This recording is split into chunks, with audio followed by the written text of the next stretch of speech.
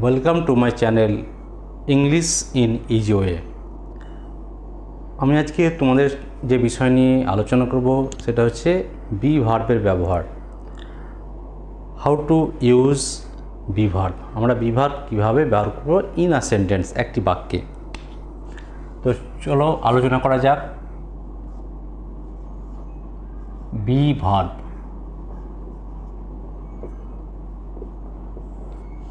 B মানে আমরা জানি হওয়া।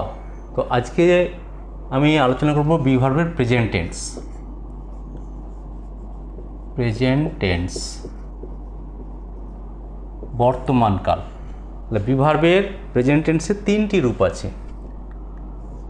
একটি হচ্ছে অ্যাম, আরেকটি হচ্ছে ইজ, আরেকটি হচ্ছে আর। এই তিনটি রূপ রয়েছে। বি ভার্বের প্রেজেন্ট টেন্সের তিনটি রূপ, অ্যাম, ইজ, আর। এবার এগুলোকে আমি বাক্যে তোমাদের বোঝাবো। যেমন আমি একজন শিক্ষক। আমি একজন শিক্ষক। এই ধরনের বাক্যকে যদি আমি ইংরেজিতে ট্রান্সলেশন করি তাহলে অবশ্যই আমাকে বাক্যটা এরকম হবে, আই অ্যাম আ টিচার।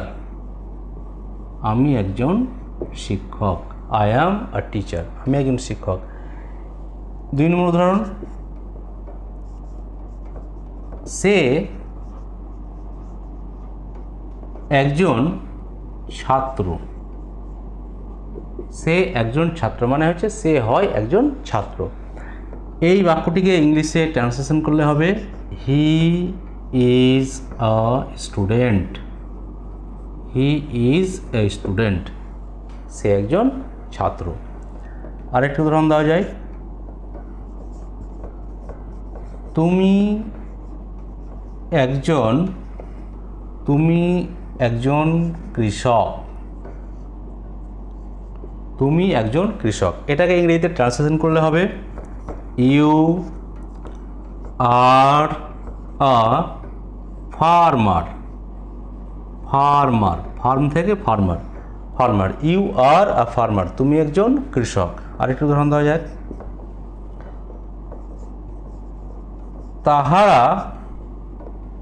তাহারা দরিদ্র।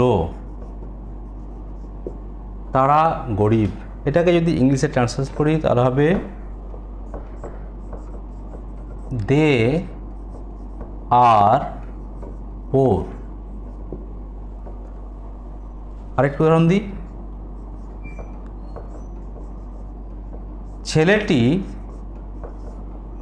ছেলেটি খুব দুষ্টু।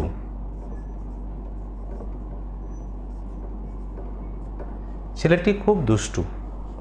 তাহলে এটাকে ইংলিশে করতে হবে, দ্য বয় ইজ ভেরি নটি। নটি, NAUGHTY। তাহলে আমি এখানে 5টি উদাহরণ দিয়েছি অ্যাম, ইজ, আর এর ব্যবহারের। যেমন 1 নম্বর হচ্ছে, আমি একজন শিক্ষক। I am a teacher. সে একজন ছাত্র। He is a student. তুমি একজন কৃষক। You are a farmer. আরেকটা হচ্ছে, তাহারা দরিদ্র। দে আর পোর। ছেলেটি খুব দুষ্টু। দ্য বয় ইজ ভেরি নটি। তাহলে বোঝা হলো বি ভার্বের প্রেজেন্ট টেন্সের রূপ যেটা হচ্ছে অ্যাম, ইজ, আর, তার বিভিন্ন জায়গায় বিভিন্ন ব্যবহার হয়েছে। এই ধরনের বাক্যগুলো যদি আমরা লিখতে যাই বা বলতে যাই তাহলে অবশ্যই আমাকে বি ভার্বের অ্যাম, ইজ, আর ব্যবহার খুব ভালোভাবে জানতে হবে, নচেত কিন্তু আমরা পারবো না। তাহলে এখানে বোঝা হলো আয়ের জন্য অ্যাম অবশ্যই হবে। আয়ের জন্য অ্যাম অবশ্যই তোমাদের জেনে রাখতে হবে যে আয়ের জন্য অ্যাম হয়। আরেকটা হচ্ছে ইউর জন্য আর হবে। বাকি নিয়মটা হলো, যদি কর্তা একবচন হয়, সিঙ্গুলার নাম্বার হয়, তাহলে অবশ্যই হি ইজ ব্যবহার করতে হবে। আর যদি কর্তা প্লুরাল নাম্বার হয় অর্থাৎ বহুবচন হয় তাহলে অবশ্যই আর ব্যবহার করতে হবে। যেমন এখানে তাহারা মানে অনেকজন, ওই জন্য এখানে আমি ব্যবহার করেছি আর। আর এখানে দেখো, এখানে হি মানে একজনকে বোঝাচ্ছে, তাই এখানে ব্যবহার করেছি ইজ। তো এ হলো বি ভার্বের ব্যবহার প্রেজেন্ট টেন্সে। কোনগুলো? প্রেজেন্ট টেন্সে হচ্ছে অ্যাম, ইজ, আর, এই তিনটি রূপ তোমাদের মনে রাখতে হবে। কর্তা অনুসারে কিভাবে সেটা আমরা বাক্যে ব্যবহার করছি, কারণ আমরা অনেক ওয়ার্ড শব্দ শিখে ফেলি কিন্তু বাক্যে সঠিকভাবে প্রপারলি আমরা কিন্তু ইউজ করতে পারি না। কারণটা হচ্ছে আমাদের গ্রামারের নিয়ম না জানার ফলে। তো এই হলো বি ভার্বের ব্যবহার প্রেজেন্ট টেন্সের অ্যাম, ইজ, আর এর ব্যবহার আমরা আলোচনা হলো খুব ভালোভাবে, এবং আশা করছি তোমরা বি ভার্বের প্রেজেন্ট টেন্সে অ্যাম, ইজ, আর এর ব্যবহারটা ভালোভাবে বুঝতে পেরেছো। যদি ভালো লেগে থাকে অবশ্যই আমার চ্যানেলটিকে সাবস্ক্রাইব করবে ও লাইক করবে।